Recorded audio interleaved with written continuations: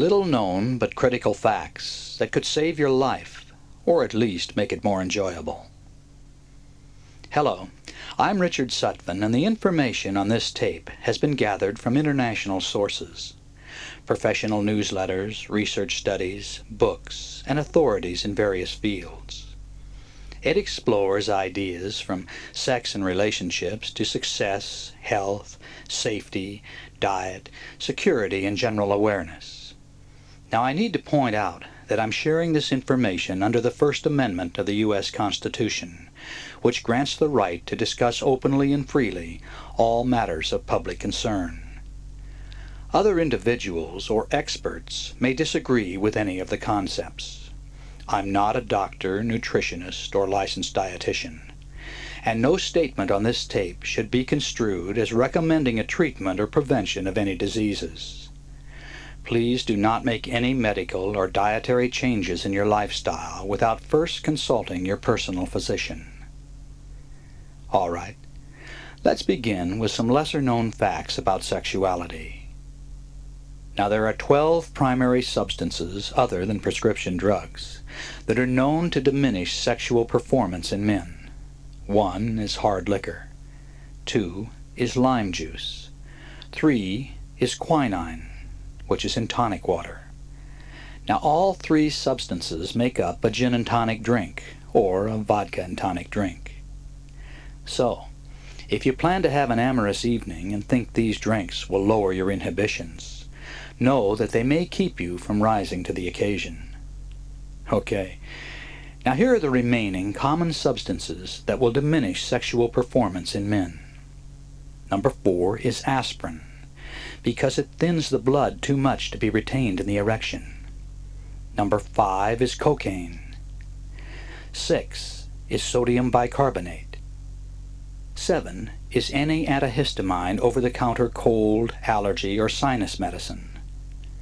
8 is potassium nitrate, which is saltpeter. 9 is menthol. 10 is tobacco, because tobacco constricts the blood vessels, impeding erections. In one study of impotent men, over a third resolved their problem simply by giving up cigarettes for 6 weeks. So, if you're smoking menthol cigarettes, you're diminishing sexual performance in 2 ways. All right, now number 11 is lemon juice, and 12 is vinegar. Now, here's another fact that should probably be mentioned. Serious long-distance runners were found to have nearly a third less testosterone and prolactin, which are the hormones needed for sexual drive. A zinc deficiency can cause impotence. Tests indicate that 50 milligrams of zinc daily will significantly increase sperm counts and serum testosterone. Now here's an herb that is proving to be of great help to those experiencing reduced blood flow to the penis. It's called ginkgo biloba, and men report that after taking it daily for a couple of months, they usually experience a difference. After 6 months, many have reported a return to full potency. Now again, it's called ginkgo biloba, spelled, first word, Ginkgo, second word, Biloba. It's available in most health food stores. Take 1 40-milligram capsule or tablet daily. When it comes to low sex drive, the most common culprit in America is called television. Research proves that 2/3 of the time when you're watching TV, you're in an altered state of consciousness. Now, that doesn't mean that you're tranced out. It just means that you've focused your concentration fully upon the TV show. But an altered state also generates the release of beta-endorphins and enkephalins. Now, these are brain opiates, chemically almost identical to opium. So, what happens?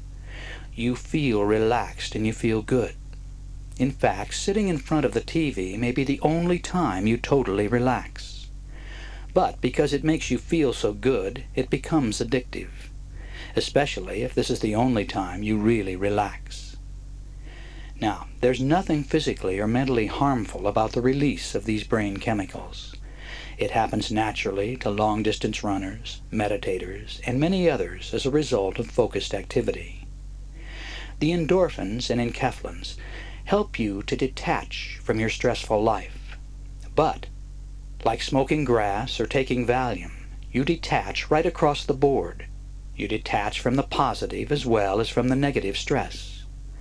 The brain chemicals generate detachment from all the warm interaction with loved ones, from sex, and even from hobbies that might stimulate your mind. So, one of the best ways to fire up your sex life is to shut down the TV. Now, while we're on the subject of sex, let's take a look at some of the reputed aphrodisiacs. Dr. Morton Walker and Joan Walker, authors of the book Sexual Nutrition, suggest aloe vera as an excellent aphrodisiac drink. Dr. Robert Picker of the Berkeley Holistic Clinic in Berkeley, California, claims to have used it with over 300 people with phenomenal results. In addition to its aphrodisiac properties, aloe vera is considered to have many other health benefits. Whole leaf aloe vera contains components that possess significant immune-enhancing and antiviral properties. Doctors are using it as part of the treatment to fight AIDS, arthritis, Epstein-Barr, chronic fatigue syndrome, because it stimulates antibodies and T cells. Thus, it hastens the regenerative phase of healing.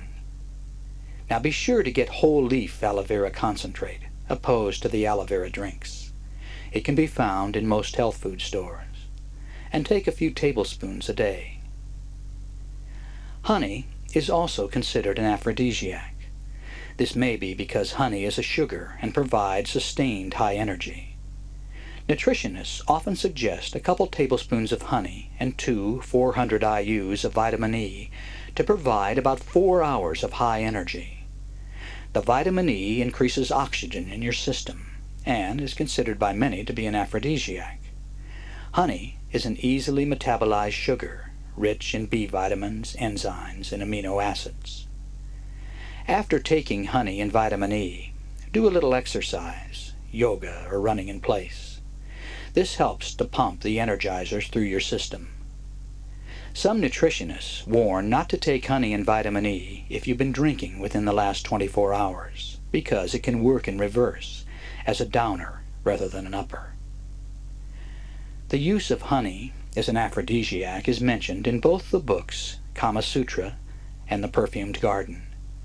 Here it is said that honey spiced with nutmeg is said to heighten an orgasm. Chocolate is also claimed by many to be an aphrodisiac.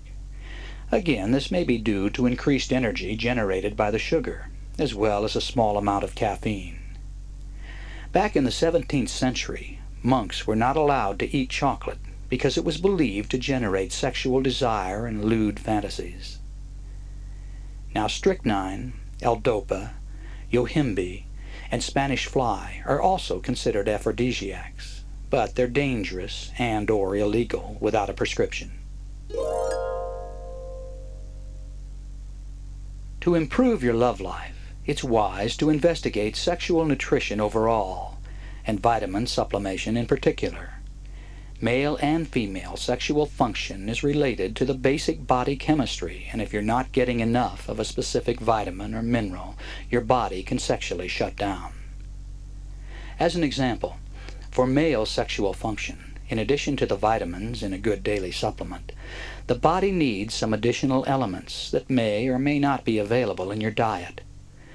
Your body needs iodine, SOD, selenium, RNA-DNA, manganese, bromelain, L-cysteine, choline, and inositol.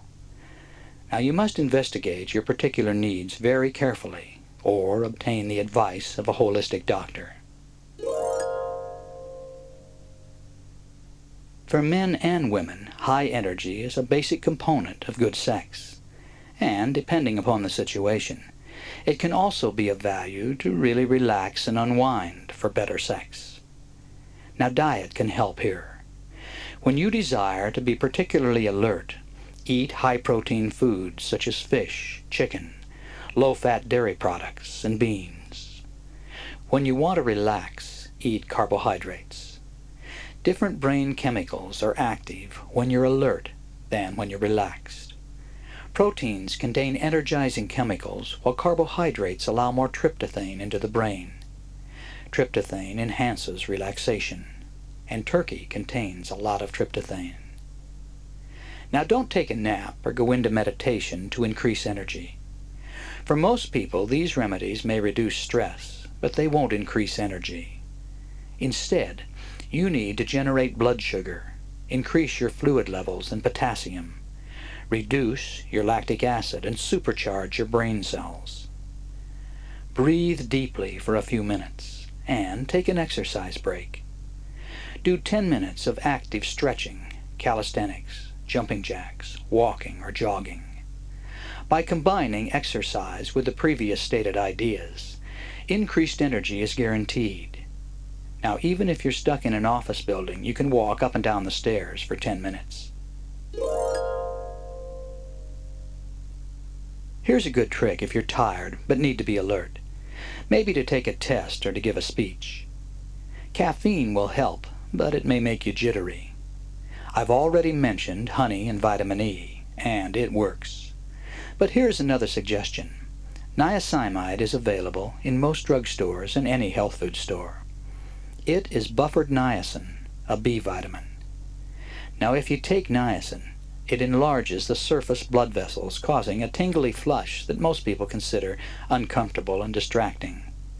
Know too, if you do take niacin, the more water you drink with it, or after you take it, the more intense the flush. But 500 milligrams of niacinamide will enlarge only the deep-level blood vessels, causing a rush of blood to your brain. As a result, you'll be wide awake and fully alert. Now this intense alertness lasts for only about 20 minutes, so take the niacinamide 10 to 20 minutes before you need it. You may have to experiment for the proper timing for your body. Okay, let's begin to explore some other health areas, starting with a fact about heart attacks. At the first sign of chest pains or a heart attack, you're going to want to call your doctor or 911. But what else can you do?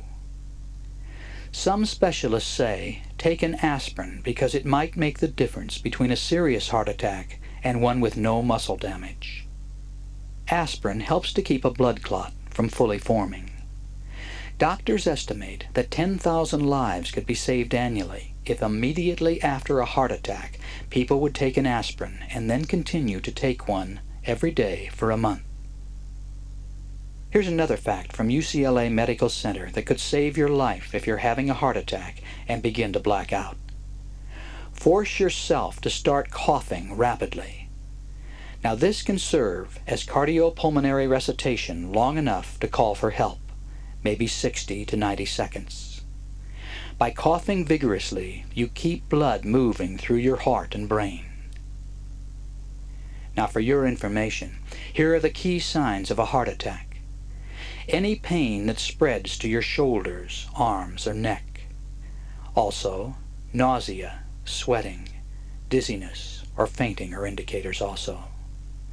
Another sign is any kind of chest pressure that lasts longer than 2 minutes, from a feeling of being overly full to a sense of squeezing in the center of your chest. Sometimes, especially with older people, there is no chest pain, but rather a severe shortness of breath. When you need to calm down immediately, here's one of the best ways in the world. Begin deep diaphragm breathing. Take a very deep breath in and hold it for as long as you comfortably can. Then, let the breath out through slightly parted lips. And when the breath is all the way out, contract your stomach muscles and push the breath even further out and further out. Then, repeat the process. Now, after a few minutes of this deep breathing, you'll find yourself much calmer. Continue as long as necessary. Relating anger to driving. A study shows that 1 out of every 5 drivers who died in automobile accidents had been emotionally upset within 6 hours of the time of the accident. An American Journal of Psychiatry report found that people with angry, hostile, and immature personality traits tended to have the most auto accidents. They're more prone to risk-taking and have difficulty dealing with authority. Want to stop a cold before it starts? If you have the beginning stages of a cold, a dry nose, sore throat, or achy muscles, it's time to start taking a tablespoon of apple cider vinegar 7 to 8 times a day. Sure, you may also want to take some mega doses of time-release vitamin C, some beta-carotene, and zinc. But the vinegar is most important because it turns your system acid, making it far more difficult for a head cold to take hold. When your system turns alkaline, you tend to get sick. Physical fatigue or a change in the weather will usually turn your system alkaline, which explains why spring and fall weather changes generate so many colds. Drinking cranberry, apple, and grape juice are also of value in creating restorative biochemical acid changes within the body. Even a hot bath will help to temporarily shift your system back to acid. Some people put the vinegar in a cup of tea and add honey. Others just mix it with water. If you want the full story, read the book Folk Medicine by Dr. D.C. Jarvis. It's available in paperback in most bookstores.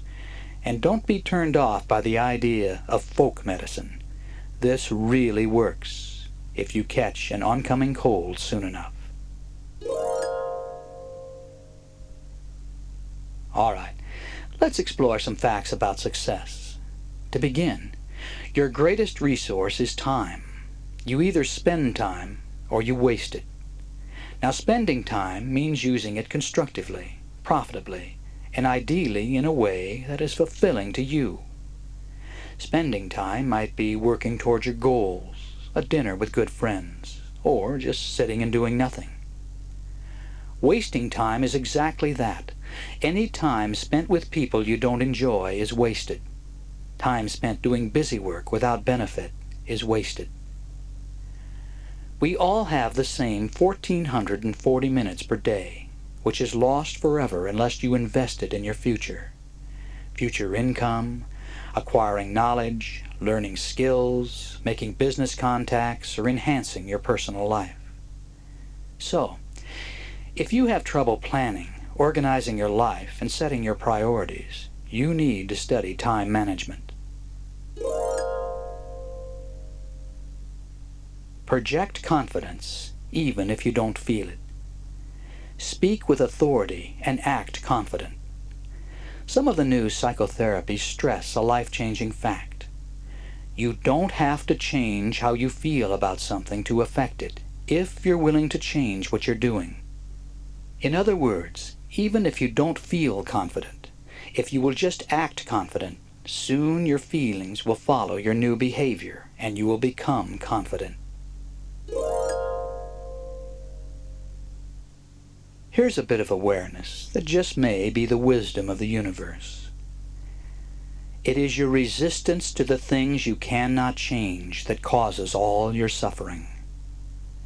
Once again, it is your resistance to the things you cannot change that causes all your suffering. When people and things aren't the way you want them to be, you get upset. But be aware that any time you resist your mate or lover, your kids, co-workers, friends, family, or the government, or even a waiter in a restaurant, you are responding to the illusion that other people and events are doing something to you. Instead, you need to change your experience of people and circumstances because they are incapable of doing anything to you short of physical violence. They simply trigger feelings that lie within you. You choose how you are going to react. It is your viewpoint, and you can choose to react positively or negatively to outside circumstances. The wise response is to choose a detached, positive viewpoint.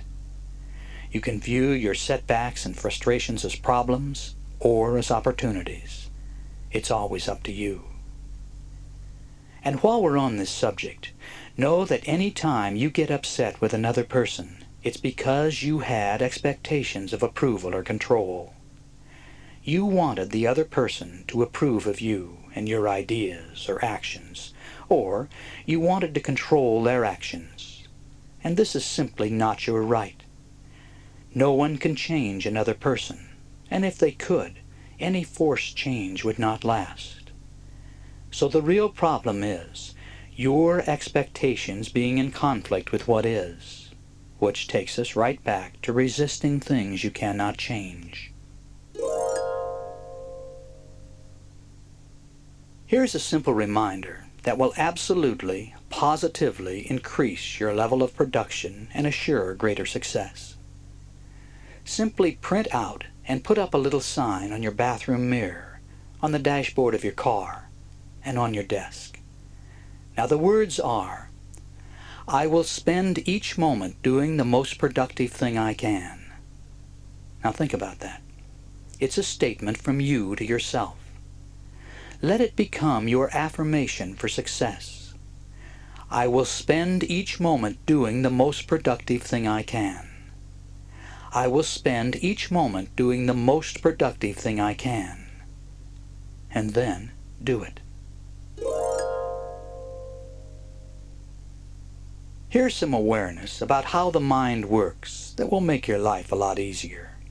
The idea is to base your decisions and actions on rational thinking instead of emotions. Your emotions are the result of your past programming and won't always serve you when used as a foundation of decisions. Emotional-based decisions too often tend to make being right more important than winning the game. Your subconscious mind works very much like a computer, programmed for survival, your personal survival or that which you identify with, which might include your mate, your family, or your country. And your subconscious computer judges your safety based upon your past experiences. Maybe next weekend a friend invites you to go out on a boat, but you've been afraid of water ever since you nearly drowned at age 11.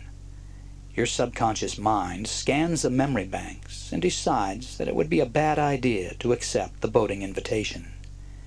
Your subconscious mind equates water and survival.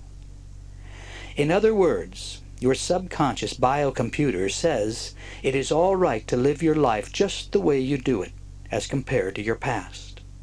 And in so doing, you survive. The result is your current life, just the way you are. You see, your computer can't be wrong. To be wrong threatens its very survival. It refers backward through your past for all its present guidance and justifications. And like the machine it is, it has to be right. Every one of us is programmed to have to be right to survive. But of course, in reality, all this has nothing to do with survival. And to complicate the issue, your reactions are often based upon events from your past that aren't valid anymore. Now understand that your subconscious computer doesn't care if you get what you want out of life. It just needs to be right to protect itself. So, you get to be right and lose the game. You either win or lose in life. You get what you want, or you don't. The rational approach is to let others be right and see how much more often you win the game. Be aware that the other guy is also programmed to be right. And unless you allow him to be right, his survival is threatened and there will be a conflict. Maybe you can let him be right with a simple phrase such as, "Yes, I understand that." Or maybe, "I see your point, but I have this problem. What else can we do about it?" What else can we do about it?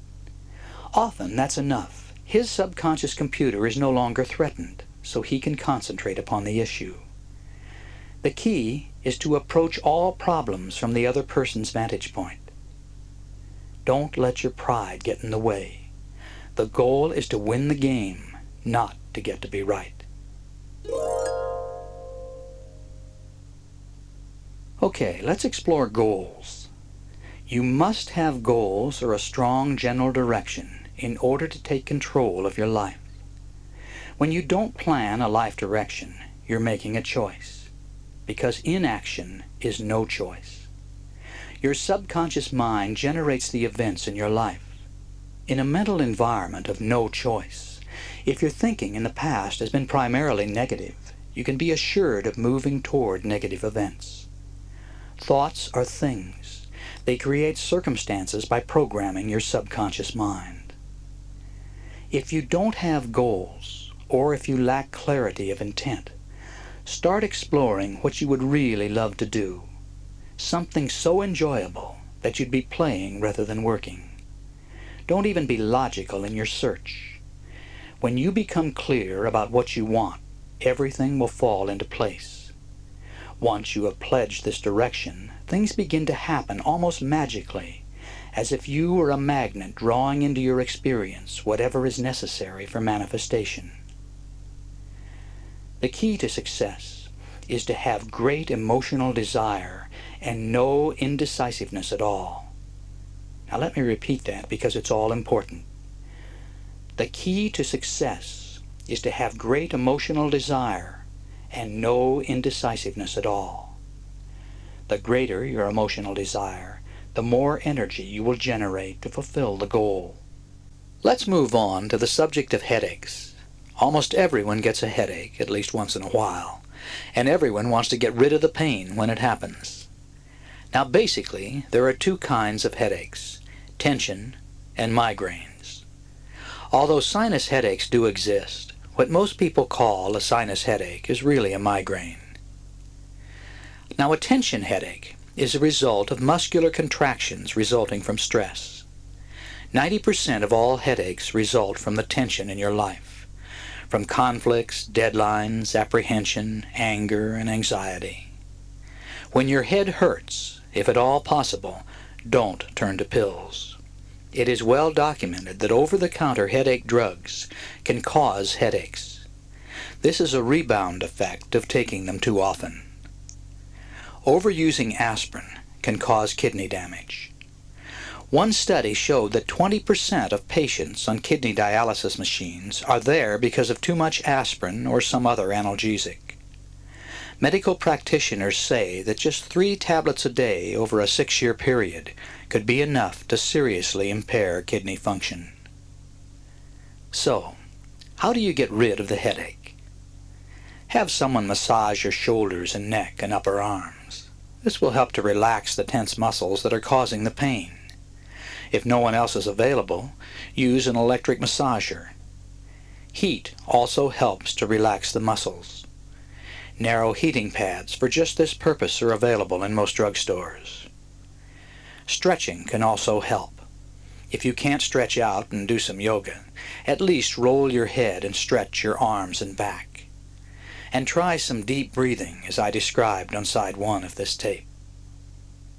Now migraine headaches are the real killer headaches, resulting from dilated blood vessels often caused by an allergic reaction to food.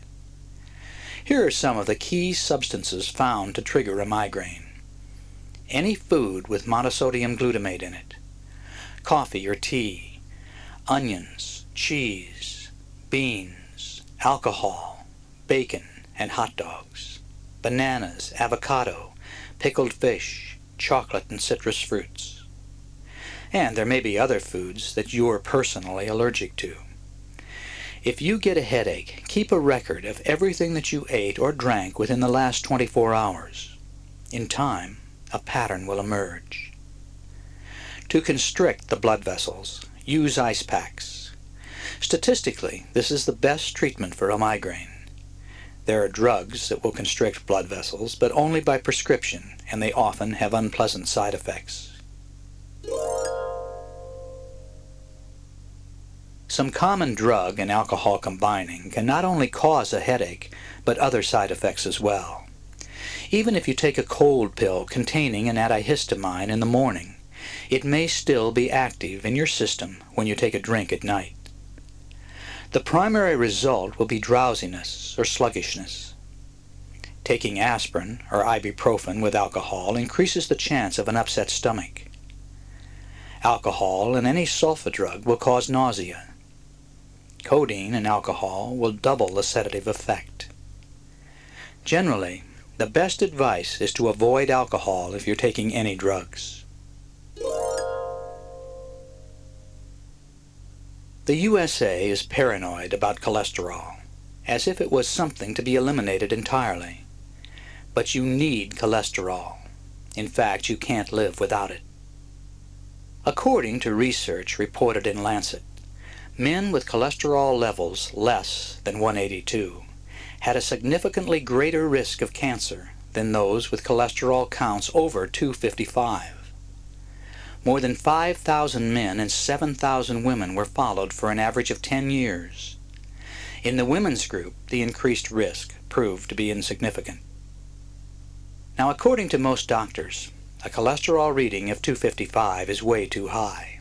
Most prefer a level under 200, but obviously not too far under.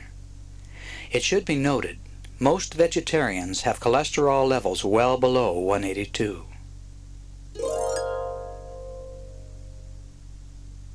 Little aches and pains are a sign of aging that we all experience.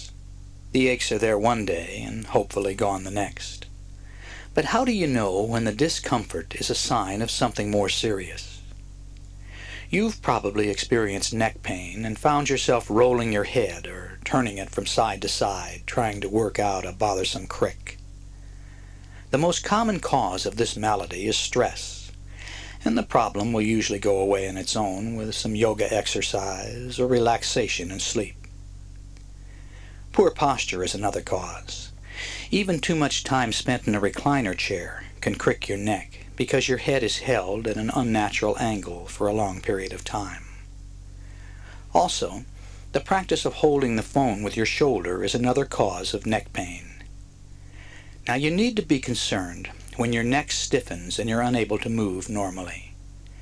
This can be a sign of arthritis, and arthritis can strike anyone at any age. Now, here's a way to check it out. Lower your chin to your chest and keep it there for a full minute.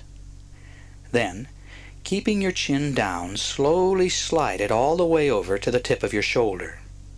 If this causes pain, tingling, or numbness, it is probably due to arthritis, and you should see your doctor. A back problem, especially a worn spinal disc, can also cause ongoing neck pain, and again, that's one for the doctor. Now, most of what has been said about neck pain is true of shoulder pain, but your shoulders are more prone to overuse, the result of carrying a heavy bag or purse in the same position over a period of time. If your shoulder is especially tender and hard to move, it could be bursitis, which can also affect us all. Ice packs used at 10-minute intervals can help. Shoulder pain can also be caused by arthritis. If the pain develops over a period of time and becomes chronic, be sure to see your doctor. As discussed earlier, heart attack can cause pain in your left shoulder. Any sharp pain in your shoulder that seems to radiate from your breast is cause for immediate concern. Go to the hospital. Okay, let's move on to a totally different subject. Burnout. Over time, many people tend to burn out in their careers unless they are constantly challenged in ways that test their abilities, or they are in positions that allow them to vary their routines, or they're in positions of power. The so-called helping positions seem to generate the greatest potential of burnout. Counselors, doctors, teachers, social workers, law enforcement officers. Anyone in a position of dealing one-on-one with troubled, sick, or demanding people. If this includes you, or if you're feeling any sign of burnout, here are some suggestions that may help. Tip number 1 goes back to the wisdom of the universe. It's your resistance to what is that causes your suffering. You have to accept that you can't change others. People are what they are, and that's what is. Now, they may be frustrating to you, but in reality, it's your expectations that are burning you out. Once you totally accept what is, it gets easier. Number 2, take an extended vacation if there is any possible way to do it. It could make all the difference in being able to continue functioning at your job. If you can get away for a while, you'll probably start to view your old responsibilities from a new perspective. Number 3, but what if an extended vacation doesn't help? What if the stress and anxiety created by your job is just overpowering? Well, what is the worst that would happen if you were to walk away and find a new job or even a new career? Now, if you enjoy your occupation, go to work for a new company at a new location. If you don't enjoy what you do, change careers. You'll probably have to take a cut in lifestyle, but since stress is a primary cause of disease, wouldn't it be wiser to keep your health and work at something you'd enjoy more? Chances are, because you'd like what you're doing in a new career, you'd have more energy and you'd excel in your efforts. Now, that being the case, you'd soon establish a similar, if not superior, lifestyle. People find security in their insecurity, and they refuse to act. Force yourself to act. Number 4, learn to manage stress. You can use pre-recorded tapes, take a meditation or stress management class, or learn biofeedback. It can be done, and it's not difficult or time-consuming. Number 5, be realistic about your limits. You're not Superman or Superwoman. Number 6, develop new skills that will help you function better. Invest in new equipment that will allow you to do your job faster and more efficiently. Number 7, modify your position by finding ways to do other things part of the time. This may result from delegating certain responsibilities to others, or farming out part of your duties, or trading with someone else in your company. Be honest and direct in discussing your needs with those in charge. And if you're in charge, you may have to learn to let go. All right, it's time to explore another life area that affects us all: time wasters. There seem to be 5 primary ways we all tend to waste time. And number 1 is trying to fulfill all your responsibilities at once. You have to set priorities and decide what is absolutely most important to do right now. Then, what is second in importance, third, etc. You need clear goals for your day. And don't start working on the second job until the first one is done. Number 2, learn to say no. You must decide what you are willing to do, what you realistically have the time to do, and then don't take on anything else. You have a right to say no. Number 3, don't try to do it all yourself.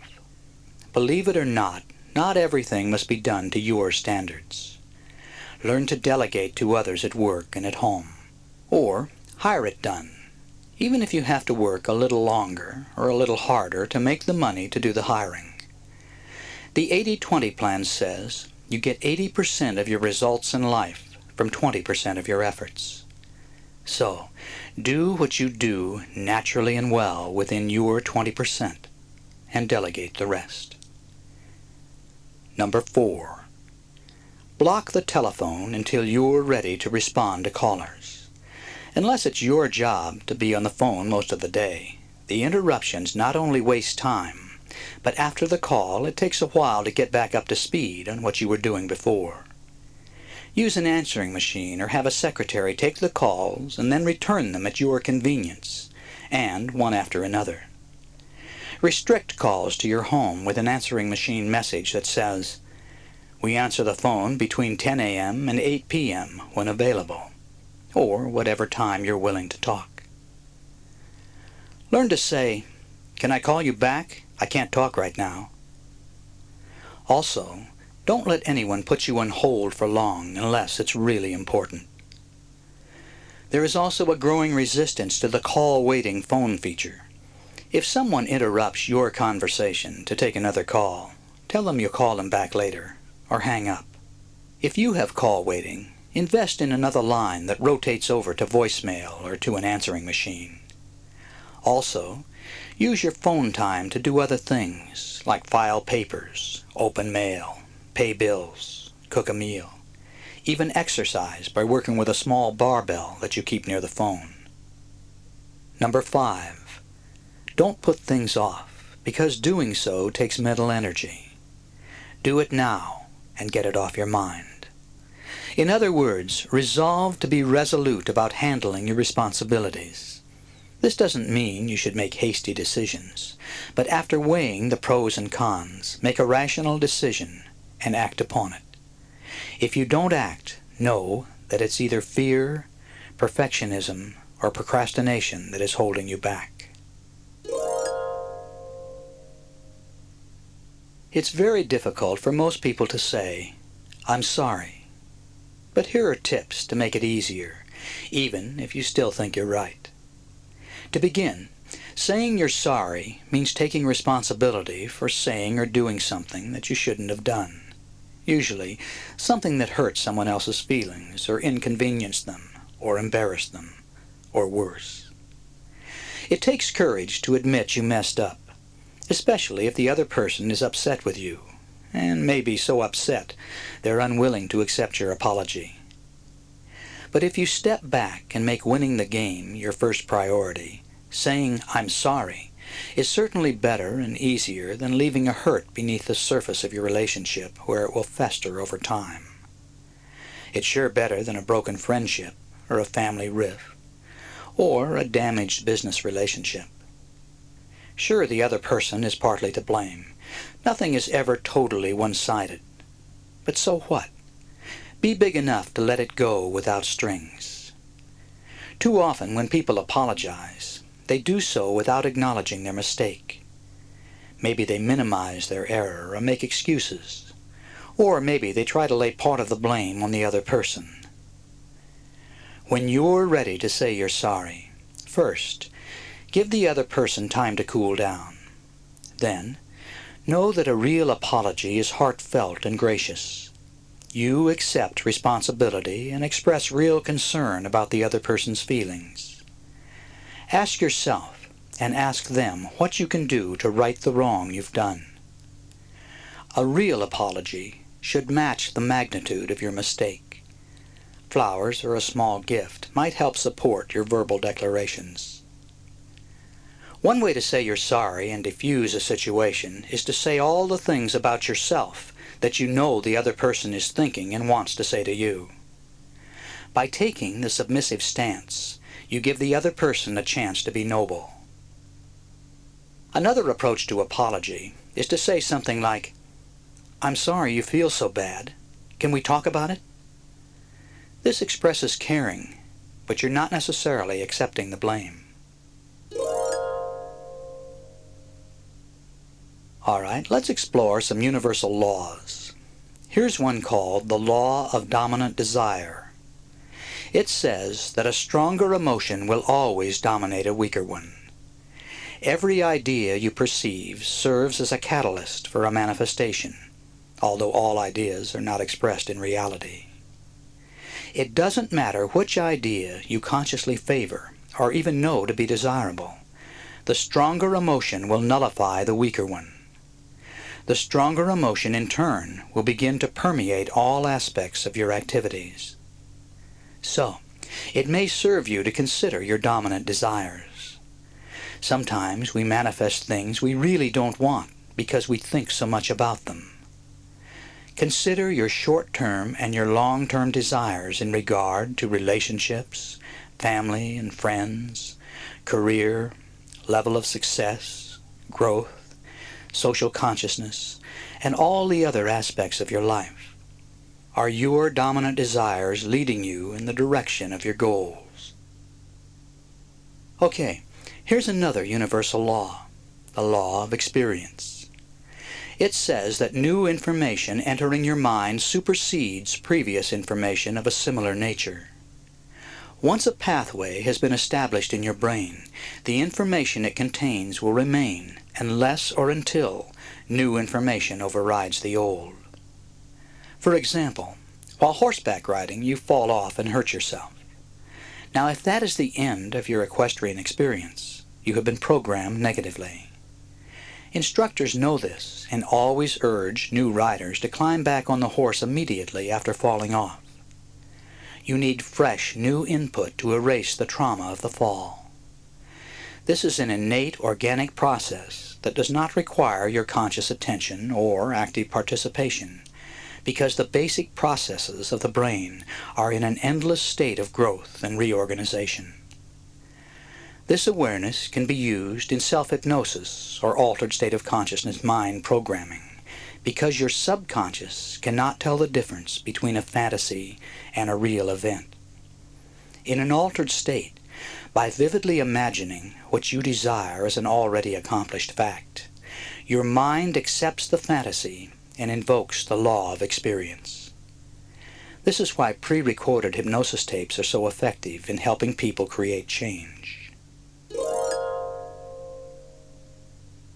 All right, let's explore the key aspects of something we all want: happiness. Here's a fact to start off with. Optimistic and hope-filled people are happier than others. You have the choice of viewing the glass half empty or half full.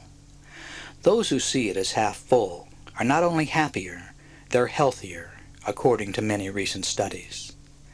A pessimistic attitude makes you more vulnerable to illness. And, right across the board, optimists enjoy greater success because they view setbacks as the need to find a new approach. Sure, you have to be realistic.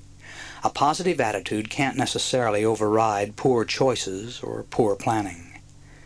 The ideal mixture seems to be plenty of optimism and hope, combined with the realism to distinguish the difference between the things you can control and those you can't. Another point. Happy people have the sense of being able to control their destinies. Now, only about 15% of Americans feel this way. But if you can find a way to count yourself among them, you'll not only be happier, you'll also more easily cope with stress and do better at work. This positive sense of being able to control your life includes the ability to efficiently control your time. Now, maybe the most important aspect of happiness is feeling good about yourself, having high self-esteem. High self-esteem is a result of what you do in life. It requires that you maintain a satisfactory standard of behavior and correct yourself when you're wrong. The more you act in ways that make you proud of yourself, the more you increase your self-esteem. The practice of psychiatry is based upon helping people fulfill their two basic needs. Number one, the need to have a minimum of one person in your life that you love and who loves you. And number two, the need of self-esteem.